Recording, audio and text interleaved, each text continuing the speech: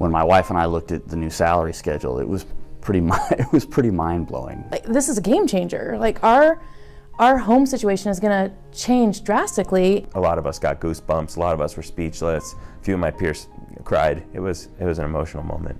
I got a little choked up. We've been so programmed as educators to assume that we're going to operate at this lower level of pay for our entire career. The things that you give to your community are now being valued, not just with words like, oh, you're a teacher, it was your calling. You can support your family. I'm going to get to send my kids to college now. These are powerful truths that have all just changed for me in the last couple days. And it's a lot to wrap your mind around because it really has impacted the financial future of my family. And I can see now how this is going to attract a lot of really smart, dedicated, and invested young people to this profession. You know, we've seen a decline in teacher preparation programs at the university level, decline in enrollment in those programs. It would seem like in Washington, if people are going to really get on board and use this money the way it's supposed to be, that maybe we'll start to see an uptick. But I think more about my colleagues who are younger in the profession, who are 1, 2, 5, 7 years in, who are really starting to question whether or not they can stay in this field long term. Everyone across the board says teachers are underpaid. It's a known truth. It has been known to me my whole life that teachers are underpaid. Before I was a teacher, it was known. It's a societal problem. This is an opportunity in Washington State to fix it.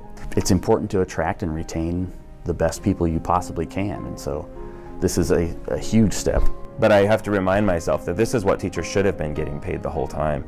Those teachers that have served 20, 30 years have done so deserving this type of compensation the entire time, and they've done it in spite of less compensation because kids matter.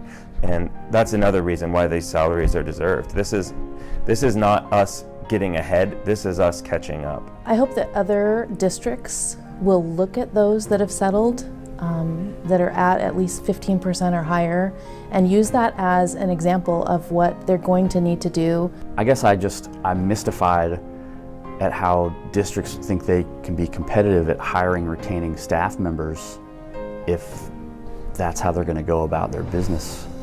The stakes are high when it comes to teaching. Kids matter. The individual human lives that are in our classrooms every day matter, and they deserve the very best, and we should be giving that to them.